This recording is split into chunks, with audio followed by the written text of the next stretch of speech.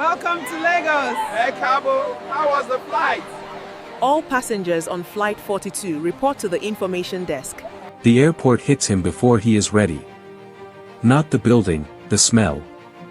The particular smell of Nigerian air pushing through the arrival doors as they slide open, thick and warm and alive with the specific mixture of humidity and diesel and food frying somewhere nearby and the accumulated breath of thousands of people moving through a space that was built for half that number. It is not a pleasant smell by any objective measure. But it is an honest smell. An unmistakable smell. The smell of a place that does not perform itself for anyone. Zimuzor stops walking for just a second. Just 1 second. Long enough for Vivian, 2 steps behind him, to nearly walk into his back. "You alright?" Vivian asked. "Yeah." He starts walking again. "Yeah. I'm fine." Zimuzor replied. The guard who meets them in the arrivals lounge is already positioned by the exit, crisp, attentive, the posture of someone who has been briefed thoroughly and intends to be useful. "Welcome home, sir." He gestures toward the exit. "Car is ready." The guard said. "Home." The word sits strangely. Zimuzor turns it over as he follows the guard through the terminal, past the chaos of reunions and arguments and trolleys piled impossibly high with luggage, past the money changers and the men in yellow bibs offering porter services at prices negotiated entirely in eye contact, all of it exactly as he remembers it and completely different from how he remembers it at the same time. 15 years does that. 15 years away from a place means the place keeps changing while your memory of it stays still, and when you return you are constantly running the two versions against each other, trying to figure out which one is real. The black SUV is waiting at the reception entrance, dark-windowed and air-conditioned, a world apart from the Lagos heat pressing against everything outside it. A guard holds the door. Zimuzor slides in. Vivian follows. The door closes with the soft, definitive sound of expensive engineering. And Lagos begins.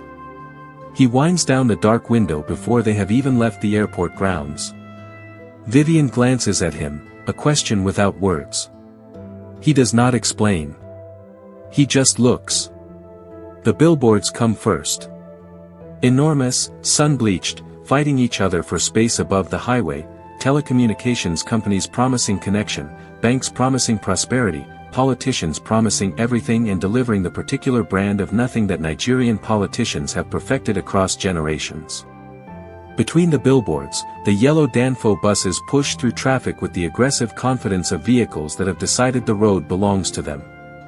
Hawkers weave between the stationary cars, phone chargers, newspapers, groundnuts, cold water in small plastic bags bitten open at the corner. A boy, maybe 10 years old, taps on the SUV window with a bunch of plantains. His eyes meet Zimuzor's through the glass, direct, unashamed, completely without self-pity. Just a boy selling plantains in traffic, doing what needs to be done, moving on to the next window when this one does not respond. Zimuzor watches him until he disappears into the traffic behind them. He thinks about Dabareki. He does not know about Ahana yet. He does not know about the boy's existence. He does not knows about the pregnancy. But Lagos has a way of undoing that kind of careful architecture. Lagos has a way of making you feel everything you decided not to feel. "You've been quiet since the airport," Vivian said. "I'm thinking," Zimuzor said. "About?" Vivian asked. He does not answer immediately. Outside, the Lagos skyline shifts as they move deeper into the city, the new high-rises of Victoria Island appearing on the horizon alongside the old low buildings of the mainland, wealth and poverty existing at the specific Lagos proximity of 3 streets apart. A heap of rubbish sits at the base of a flyover bridge, elaborate and geological, built up over years into something that has achieved a kind of permanence. Children play on its edges. "The last time I was in this city I was a different person," Zimuzor said.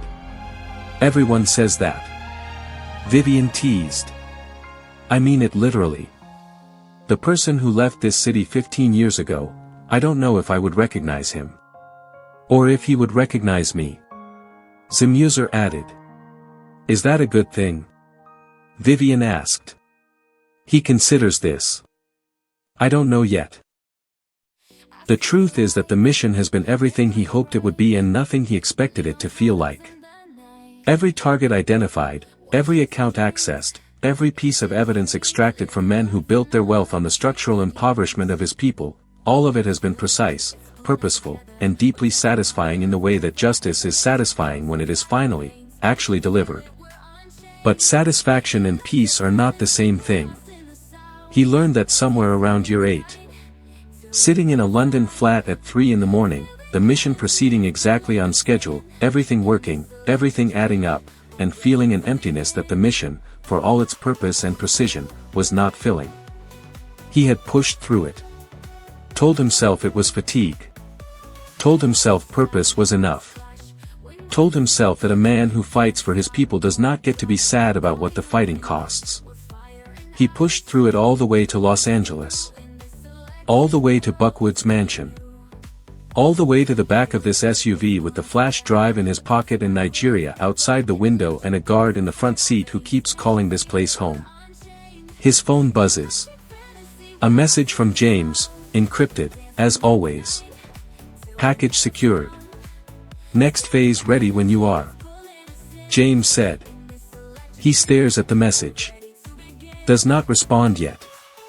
The SUV is slowing now, traffic thickening as they approach the mainland bridge. In the standstill, the sounds of Lagos pour through the half-open window. Music from a roadside speaker. A conductor's voice. The percussion of everyday life in a city that never fully stops. And then, a woman's voice. Not close. Not directed at him. Just a woman somewhere to his left, talking to a child, using the particular tone that mothers use when they are tired and loving and trying to hold both things at once. Oya, come. I said come. What is wrong with you? The woman asked. Mama, the child said. Come. The woman repeated. Something moves in Zimuzor's chest. He thinks about Dabareki again. About the last morning in their hostel life, the Accra from Mama Uju's place, the walk to campus, the way she looked at him when she said where are you, Zimuzor, your body is here but you are somewhere else. He had told her he was fine. He was not fine. He was already leaving and she could see it and he knew she could see it and he left anyway. He thinks about the phone calls. 17 of them in the days after he left for Enugu. He counted them once, years later, from a number he had memorized but never called back. He had counted them and then he had closed that door again. He wonders what she looks like now. Whether she finished her degree. Whether she stayed in Enugu or went somewhere else. Whether she is happy, genuinely, fully happy, the kind of happy that is not just the absence of suffering but the presence of something good.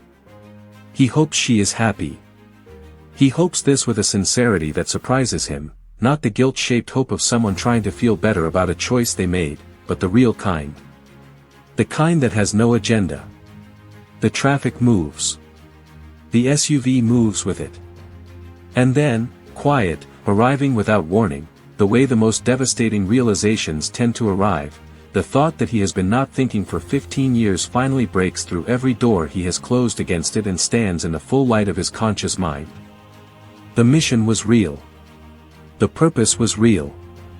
Everything he fought for, every door he opened, every corrupt account he drained, every piece of evidence he pulled from the offices of men who built empires on his people's suffering, all of it was real and necessary and right. He still believes that. He believes it completely. But belief in the rightness of a mission does not cancel the debt it creates. Purpose does not absolve cost. And the cost of 15 years of fighting for a people, the specific, personal, irreversible cost, is sitting somewhere in this city right now. Growing up. Asking questions that nobody has answered properly. Looking in the mirror at features that belong to a man he has never met. Zimuzor closes the window.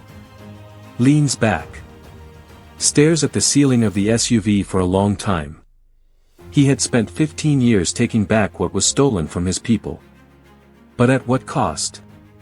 If this episode left you sitting with something heavy, stay with it.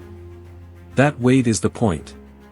Subscribe and turn on your notifications so you don't miss the series finale, episode 16, The Reckoning, where every thread of this story finally converges. Zimuzor. Dabareki. Ahana. The mission. The cost. The question that has been running through 16 episodes finally gets its answer. Drop a comment below. Do you think Zimuzor deserves forgiveness? Can a man be right about everything and still be wrong about the things that matter most? Share this series with everyone who needs to hear this story. Like this video. We are one episode away from the end. We will see you in the finale.